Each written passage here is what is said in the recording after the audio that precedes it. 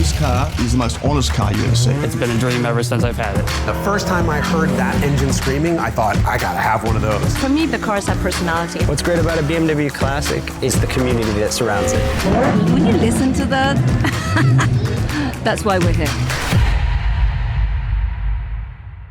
Welcome to Classic Heart, the BMW Group Classic podcast. This is JP, and my guest today is actually not only a guest, he's not only a great photographer, he is also, and I'm very happy about this, I can call him a true friend.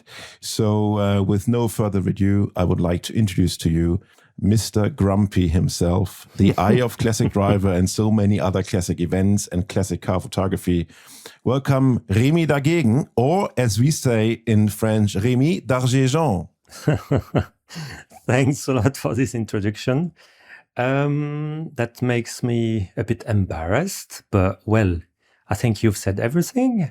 Yes, I think we can stop now. Everything yes, is exactly. Done. Yeah. So Remi, thank you very much for joining us today, because I know that your schedule is super, super tight because you travel around the world and having the fantastic chance to see beautiful cars, yes, meeting indeed. Interesting people around cars. Yes. And for those, I think, 3 people who might join in who have never heard your name, I think it's fair to say that you did not start off as a photographer, but then you changed your life completely. And my question is, was there always the wish to become a photographer when young Remi, growing up in Reims, in the Champagne region of France, did you always want to become a photographer? No, not at all. Well, the funny thing is now that my career as a photographer has been longer than my previous career in my previous job. What was the previous job, if I may ask? I started in 2005 at Peugeot, first as a marketing specialist for the west of France for spare parts. So something very exciting, sexy. Yeah, but you begin at the very basic level to climb the stairs slowly and the steps slowly. So I did that for 1.5 years in Bretagne, and very quickly they understood that I was a bit turning in circles and I needed to do something else. So they proposed me to take the job over what I was doing in Bretagne. That means to take care of the marketing program for spare parts for the whole French market. I did that for, I think, 4 years or 3.5 years. And after that, they proposed me to move to the new vehicles and to be an advertising manager as well for the French market, as I was then back to the headquarters in Paris. And to conceive and develop the marketing campaigns for the French market and the advertising campaigns. It was clearly better for me to be closer to the product. Yeah. So I was working for Peugeot for 8.5 years. And at some point I thought, okay, I think I don't really like the strategy of the brand anymore. The strategy, or what I always say, the non-strategy of the group. I think it's time to move and to make a decision. And a friend of mine, she's also a photographer. She told me, you know what? You should just start as a photographer, as a classic car photographer. Because one moment. How old were you then? I was 31. Okay.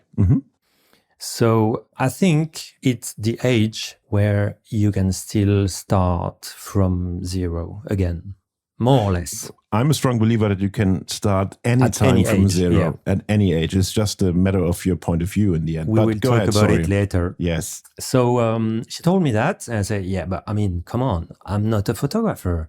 I'm just taking pictures from time to time on some classic car events just for my pleasure. So yeah, but come on, look at how people react on social media. Back then, I only had Facebook. Yeah, we are very old, Remi. Yes. We speak about Facebook. Yeah. Who is still using Facebook, actually? Yeah, I don't know. Well, my community on Facebook is still growing. I'm very proud of it. Yeah. Again, the age banner is waving on us. Yeah, it's probably old people, but I don't care. We're very inclusive. Yes. So she told me, yeah, look at how people react on social media. People love your pictures. So start as a photographer and it's going to work. And so I think the night after that, I didn't really sleep. The next day, I went to the human resources and told them, okay, where should I sign?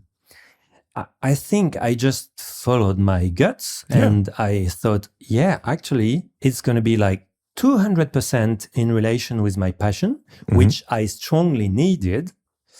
And I just made the decision without thinking, which I think sometimes is the best thing to do, to not think too much.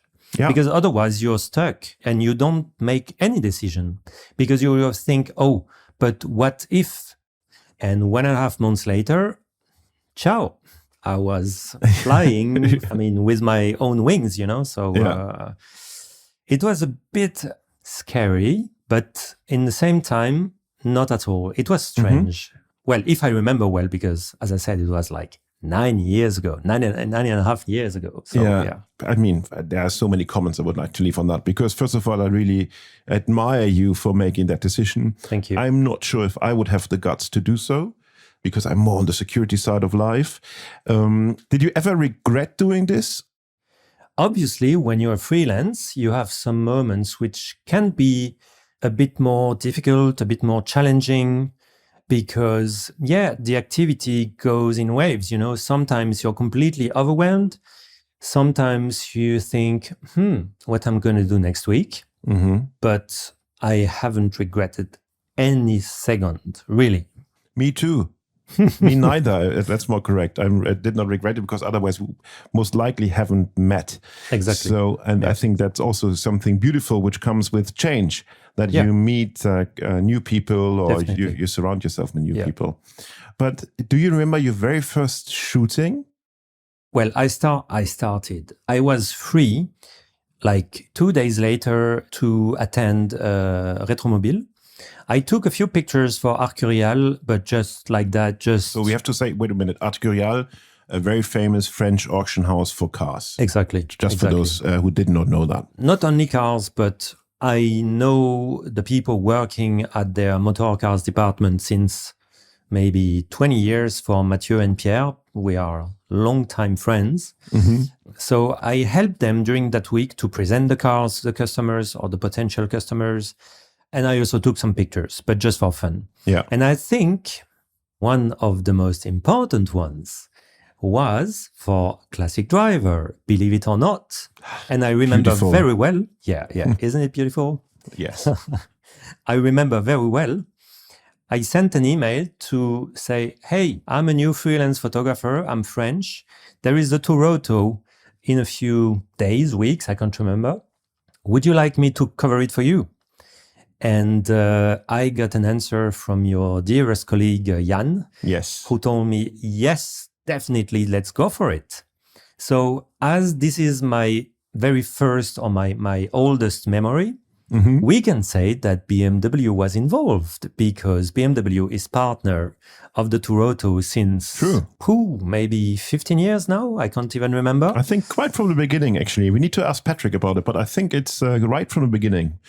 But you mentioned also like the passion, because you said when we started talking about the way where you slide into photography, into car photography, you said that, it was in the beginning, it was just my passion. I took some photos here and there. Yeah. So when did the passion start? So I think one of the questions I like the most is, what is your earliest car memory? I was, I think, probably 6 or 7. And one of my parents' friends, one of them had a Ferrari Testarossa. So it was, put it in the context, it was like 88 or 87. Yeah. Like the Testarossa was the thing to have. When you had money, it was like the top of the top. So in a city close from where we lived, there was a classic car meeting every year. And my parents' friend was there with his new Testarossa. And as we went there, he saw us and it was like very close to the Ferrari parade. Yeah. And he was yelling at us, hey, come. Yeah, I have a spare seat next to me. Do you want to come for the parade? I said, oh, yeah, maybe. And there were my parents pushing a bit at the back. Say, yeah, okay, so there is a great opportunity, go. So I went to the Testarossa. I sat in here and, sports car, you're like 6 or 7. You can't see anything. You were sitting so low in the car. Yes. So I remember, we started obviously, and I remember I could just see the trees over me through the windshield. I couldn't see the road at all because I was sitting so low. I was hearing the engine behind me like crazy. Yeah. And this is the first memory. Wow. What a lovely one. Yeah. And it's exactly as you say, like if you are small and you sit in these cars, and actually one of my earliest memories is in a SM because my family used to have some of these. Crazy. And I really remember if you sit down in this beautiful designed seats, which of course at that time were just seats. Yes. The only thing you saw is like the top of the dashboard. Yeah. And then everything above, but which is like on the edge of the sky. The sky, exactly. Or the trees. No, it was my first love. Ferrari was really my first love. Then it evolved with some other brands, some other cars, but Ferrari was the first love. Like I think many kids, it's a bit cliche to say that, but that's the case. Sure. So I won't change it. I won't change the story. That's how it began. I mean, my very first car model, not like for playing with Matchbox and Seeker and the other stuff, so really like the Siku.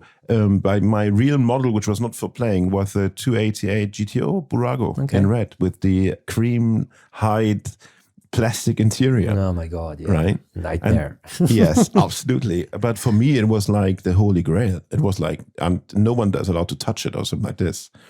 It's funny because in my case, the very first model that I had, that fascinated me and which was completely out of my childhood era. It was the 250 Testarossa with pontoon fenders. Oh, really? So something super specific when you are like 8 or 9. Yeah. Because I had my first model when I was a bit older. Yeah. When you are like 9, maybe 10, maximum 10, I mean, it's so specific as a car, like from the late 50s. So yeah, I wasn't really interested in the more contemporary cars. Yeah. Funnily. Yeah, this I cannot say for me because I remember that I was obsessed with fire trucks, police cars, ambulances. And I know this was actually my very first time when we visited Paris that I could remember.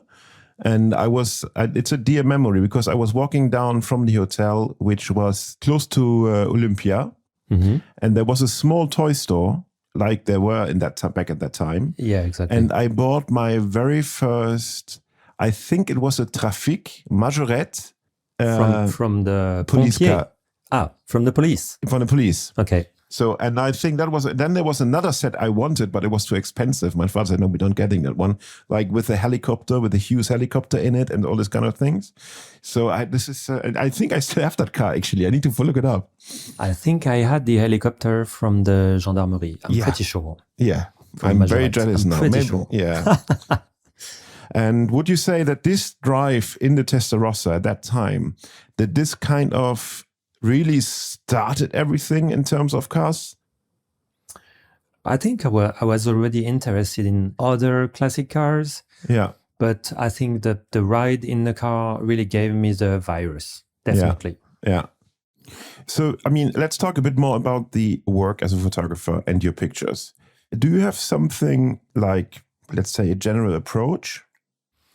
For me, it has become, and since the first pictures I took when I was 15, I think it's quite natural. I don't really need to think before starting a photo shoot. Mm-hmm. I choose my positions depending on what I feel. So you don't work with lights and stuff like this? You really look at natural lights and... I prefer to work with natural light. Then sometimes I have some customers who I would say prefer a sort of studio atmosphere. Yeah. Or for some race cars that cannot go outside on the road, we have to recreate a sort of studio where the car is. But if I have to choose, yes, natural light is the best because you can play with it. It's like never ending. So it's just never ending in terms of inspiration. Natural light for me is like, definitely the best.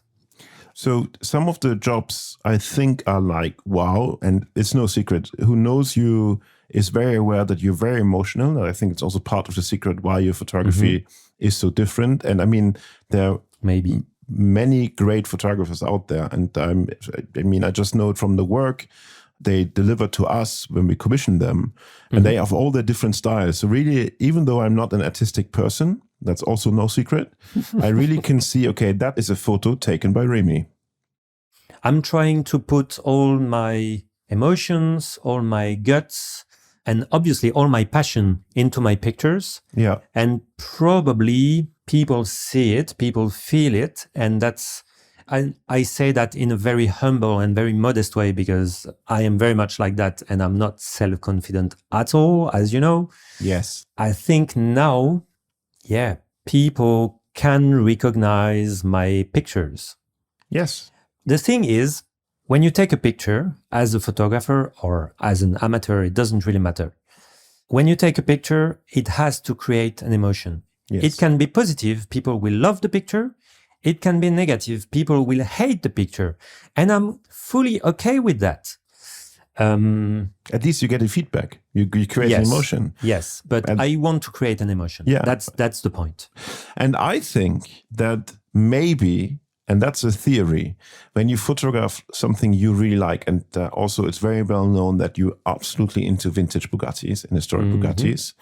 I mean, that's also cars, like the French cœur or the French heart, right? Yes. We see a lot of painted pictures of Bugattis on your body, tattooed. A few. So there is a strong relation to that brand. And I mean, rightfully so. What a legendary brand. Yeah. So maybe you put yourself under so much pressure because you value the object like a Type 35 Atalante or whatever so much that you think you cannot make it the perfect picture because the object is already so perfect. Whereas on an object, a car, you think that might not so perfect or actually you dislike the design, it's easier to reach a quality level. Maybe that's the whole secret. Well, I don't know. I think I just put pressure to myself because there is one thing I hate in life, generally speaking, it's to disappoint people. That's a very brave thing to say, a very good thing to do, not to disappoint people. Yeah, then it's a challenge in the everyday life, obviously. Sure. But I hate that. So I think, that's the biggest challenge, to make every photo shoot beautiful, as nice as possible, I would say. Yeah. So that nobody's disappointed. Sure. And it's almost too easy to make a nice photo shoot with a vintage Bugatti, with an Atalante. But I think it's even more challenging because everybody has already photographed not everybody, but pictures and photo shoots of Bugatti Atalante or Atlantic or Type 35 Grand Prix. There have been so many already. Yeah. You have to reinvent yourself. Sure. And I am very demanding with myself to be sure that the result of each photo shoot will be at the level that I want, and to make sure that I won't disappoint anybody. Yeah. So it's a bit difficult to live with that, to be honest. But you do it quite But well. That's part of my life. So Yes. I'm getting used to that. So do you try to tell stories with your photos? Is that one thing you try to do? Or do you want to show the perfection or the beauty of a car? It really depends on the purpose of the photo shoot. If I have to photograph a car for an auctions house or a classic car dealer, or I don't know, mostly for these two kind of customers, I will do something very descriptive. I really need to describe the car as it is in all its beauty, with the best angles to describe the proportions, the lines, the design, all that. Yeah. Then the photo shoots for websites like Classic Driver, for magazines, exactly, storytelling, or for BMW or for other brands like we already did in the past. Yeah. I feel more free. And then I don't put myself in a frame. How to say that? I don't have any frame. I feel completely free. So free spirit. Yeah, exactly. I feel completely free to go through the photo shoot as I want, Yeah. and to show the things how I want to show them with my own perception, my own sensibility, and my own eye. It's that there are no rules to respect. That's the good thing. The free flow of creativity. But I love that. both. I love to also have to respect this frame and these guidelines to describe a car and to show it in all its beauty. But I also like this freedom when doing storytelling. Yeah. It's complementary anyway. And I mean, storytelling is a big thing because I remember together with Classic Driver and the French auction house Arcurial, you were sent to photograph a very, very special, let's say a sensational barn find. This was the fantastic encounter of the Bayon collection. So there was a French gentleman, Roger Bayon. He had the idea and the dream. So he was in logistics or something like this. It might be also, if I remember correctly, that he designed his own truck. But nevertheless, so this gentleman had the dream of creating his very own car museum focused mainly on French brands to also keep this French Coach-built tradition alive. And he amassed 200 cars in many decades. And the dream never came true because unfortunately, Mr. Bayon had some financial issues. And the problem was that he needed to sell some of the cars, so some were already gone. But still, there was a big number of cars left. And then somehow after his passing, this collection got forgotten. And then this collection got rediscovered by Arcurial, who was asked to sell it off. And we jumped in as the partner to spread the word. And then, of course, photos taken by you, Remi. But I mean, tell us, how was the situation when you arrived at the chateau? There were like 80 cars remaining and some absolutely crazy ones. I didn't know about that before Arcurial asked me to come to photograph the collection. Yeah. And they didn't tell me anything. They just gave me an address and told me, okay, we cannot tell you anything. It's completely secret. Where you are going to come, you won't believe it. And you don't have the right to talk about it to anybody before we send the press release. I say, okay, no problem. I arrived there. It was like a sort of old castle in the middle of France, like lost, like really in the middle of nowhere in the countryside. Huge house. And they were there digging into old files, old papers. And on the papers, it was written like Sauchik, Figoni and Falaschi, Chaperon, etc., etc. I said, not bad. And then they told me, okay, so are you ready to begin the photo shoot? So we bring you to the barns. I said, the barns?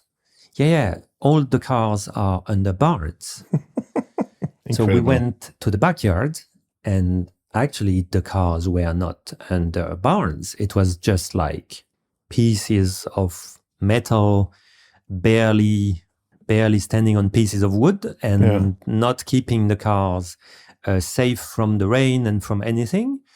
All the cars were just rotting under that since maybe 60 years, 70 years. I was very much focused on my work, and I was just taking the pictures that I had to take. Yeah. So I shot everything, and suddenly they opened a last garage where sat two other cars. And they, okay, so what's that now? First car was a very unique Maserati 2000 from 56, if I remember well, completely untouched. So in preserved original condition, what you don't find anymore nowadays, or very rarely. Yeah. And the second car was a Ferrari 250 short wheelbase California. Same, in completely original condition. And the second car, so the California, was just disappearing under piles and piles of magazines. Like, blankets and magazines. I say, what the hell is that? Say, the car is sitting like that since years and years. So the trunk was completely bent because of the weight of the magazines. What a nightmare. So I finished my photo shoot. I went back home and I started realizing what of an experience it was. Once I saw the pictures retouched and looking at them one after the other. Say, what the hell was that? How often in the life of a photographer does that happen? I mean, it's once in a lifetime. 100%.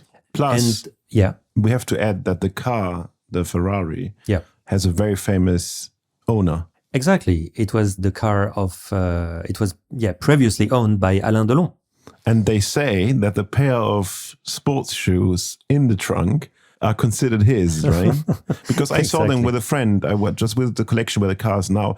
Unfortunately, we have to say both cars have been, by the wish of the owner, completely restored. The Maserati is being restored at the moment. Yeah, okay, is being, yeah. And the California has been restored a few years But, you know, ago. Yeah. I don't want to be judgmental here. It was a no-go for me. I think it was a bit like bending the history of a car. But on the For me other as well. hand, I mean, it's the owners, it's their decision. Exactly. But I find it a bit sad. I think it's fair to say. But To I mean- be very honest, I won't judge anything because the owner of the California is also a friend. The restorer of the car is also a friend. yes. But the day I discovered the car restored, well, the very first time was at the Villa d'Este, actually, the Concorso d'Elegance. Yeah. So the restorer took me to the parking lot and removed the cover. And I felt a bit sad and I didn't say anything, but I felt like, okay, but it's not my California anymore. You know, I spent a few hours, I would say, with the car when I was at the very first photo shoot under the barns. And it was a bit mine, you know, in a way. Sure. And when I discovered it completely restored, I thought, but it's not mine anymore. It's not as I knew it. So Yeah. the sensation was a bit strange. Then obviously the car is absolutely amazing now, Yes. but And in very good Yeah. hands, to be in fair. very, very good hands, definitely. Very respectful hands at the end. So. Yeah. And if you look at the result the car made when it was auctioned, I think it was sold for around 14 million euros. I mean, that's a very good performance in terms of value. I could not imagine what Alain Delon paid new when the car came out or when he bought it. And maybe this amount of money could have saved the late Mr. Maillon from his issues. But that's a different story. The aftermath of the whole thing was that we, together with our friends at Delius Glasing, published a book with your photos, Remi, telling the encounter of the Maillon collection. And I can really recommend to get that book because it's absolutely fantastic. I think it's sold out already, but you find them sometimes online at one of the auction house platforms or vintage bookstores. So get that book. And Remi, I never get enough of your stories from behind the scenes of classic car photography. Do you have another magic moment story for us? Yeah, okay. So let's talk about to photograph the 4 Bugatti Type 59. Yes. You knew it. The 4 Bugatti Type 59 Grand Prix together on the 17-mile drive in California at Pebble Beach. I think it was in 2019. 2019. And it was, I think I'm not wrong saying that it was the very first time that the 4 cars were together again. Well, I'm not wrong. It was it's exactly true. that. Yeah. They were for the first time together again since they left the factory in the 30s. Yes. So the moment for a Bugatti lover like me, I could say addict. The moment was historical. Definitely. Yeah, it was a historical moment. And so as a visitor, when you see them all together, it's something. But then when you have the right, again, a bit like the California, to spend like 2.5 hours with these 4 cars just for yourself, plus another photographer friend who was with me, it's like one day in your life. Again, and absolutely. I will remember this for my whole life. I could take pictures of every single detail of every car. I could open the bonnet on every car to see the engines, to see, the details, the bare metal under the bonnet, everything. So And these cars, as simple as they are, like many of the Grand Prix cars of that era, are full of many details which Yes. are absolutely fascinating. And very unique things, right? Yes. And you could even get very close to another very important Bugatti, right? This is I would say the fifth in a way, Bugatti Type 59, which is the only one remaining in fully original condition, Yes. which is the car which used to be ordered and owned by King Leopold of Belgium in the 30s and 40s, Yes. and which has been kept completely original since that period. Yes. I had the chance, it's not even a chance, the honor to complete my collection of Type 59 pictures, to make a photo shoot of the car in the Swiss Alps last year. Yes. And the car is truly amazing. Well, I am definitely for preservation. So to see such a car preserved since almost 100 years is absolutely mental. Yeah, absolutely. I agree. And again, full of details. It's completely different from the four other ones because it's been converted for road use for the king. Yes. And the photo shoot ended with the owner of the car asking me if I was finally finished taking pictures. He's patient, but at some point he was looking forward to the end. Say, yeah, I think I'm done. I'm never done, but yeah, okay, I'm done. Say, okay, because now it's time for something else. Say, yeah, okay, I know you want to leave. No.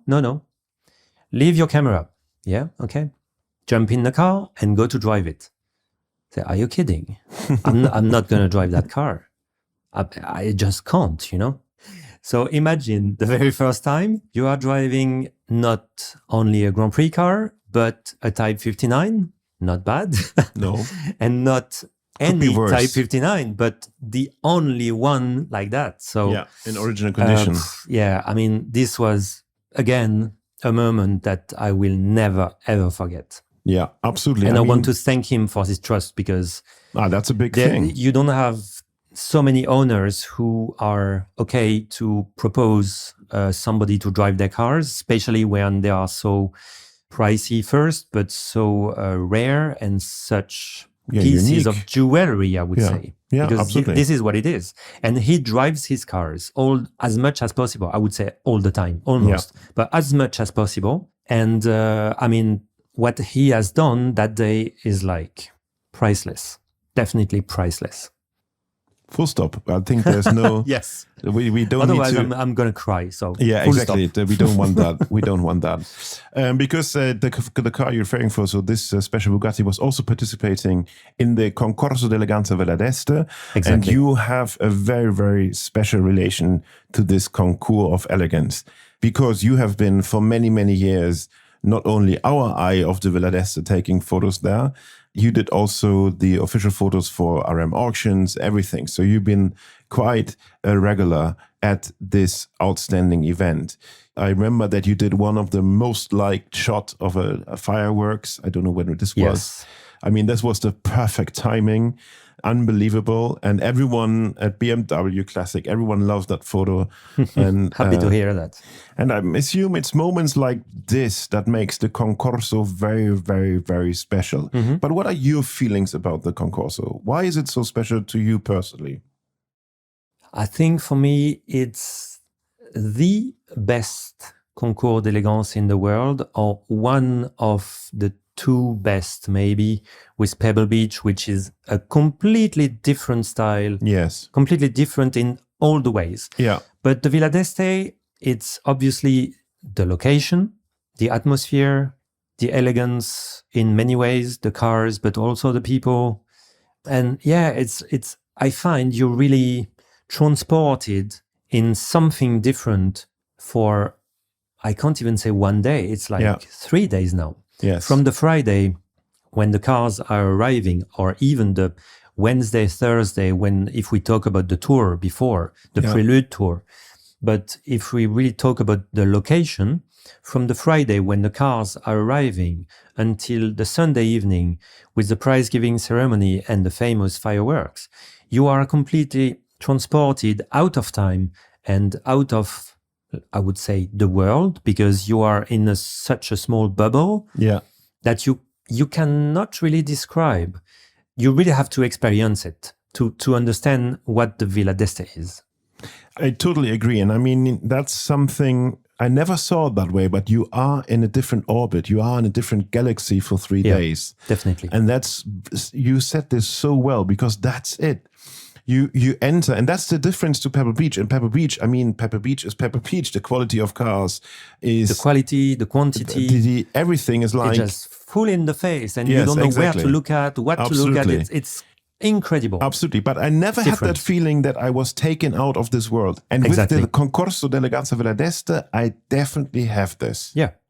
And speaking about a new world, Remi, we need to mention something, because there's a new episode in your life. So you entering also kind of a new world. And we now reveal the big secret that you recently became the curator of Fritz Burkhardt's fantastic Pearl collection. You first met Fritz when we did the shooting for Classic Driver of one of his cars, and he was a very keen supporter of Classic Driver in allowing us to shoot his cars. But you were the photographer, and now you are the curator. So how did this happen? So there was that Bugatti Type 59, we talked about it. There was an amazing Talbolago teardrop last year at Pebble Beach. We did a few things together, and I think we get along pretty well. He just proposed me a bit impromptu during a photo shoot. By the way, I'm looking for somebody to take care of the collection because it's just too much for myself. Would you like to do that? I know you love your job, you love photography, but would you like to join us to take care of the cars and the rest of the collection, the archives? Say, yeah, let me think. So actually, the history repeats itself. I thought, okay, take a few days to think about it, but not too long. And I was super happy in my job as a classic car photographer. But this amazing opportunity that you don't receive every day, definitely not, came to me. And I thought, okay, so I think that's the right time to jump a second time, a bit like I did from jumping from Peugeot to being freelance. And I love my life in Paris, but when am I in Paris? I have an address in Paris, but I'm traveling all the time. Yeah. So it will be a different life in the Swiss mountains, but I think it's just going to be a wonderful new chapter. And it's been like 1 or 2 years. I was thinking from time to time, okay, but what am I going to do in 10 years? Will I still be taking pictures everywhere in the world, taking planes and trains and drive from one photo shoot to another? And the opportunity came to me, and for me, it was the best sign that I had to accept it. It sounds and yeah, I'm sure it's going to be a wonderful chapter. We can only say we wish that this is happening because I think it's the right thing to do, and it's a nice evolution of yourself as well. Yeah, exactly. And I think that's what I like. It's a very unexpected evolution, but it's a nice one. So let's go. And it's going to be great. I'm sure it will work out very, very well. And with this positive and new chapter in your life, we have to come to a close to this conversation and our podcast.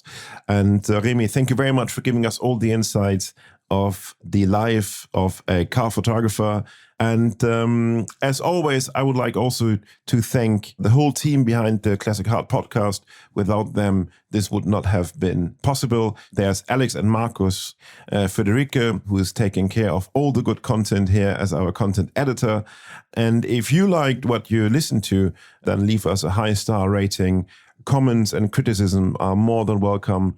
Pitch new guests to us. You can reach out on all the social media channels, and please don't forget to subscribe to not miss one of our episodes. Thank you very much, Remi, again for being our guest today. Thank you. Thank you for the great time. Thank you for the invitation. It was really nice. You're always welcome. Thank you. My pleasure. Bye-bye. Thank you. Bye-bye.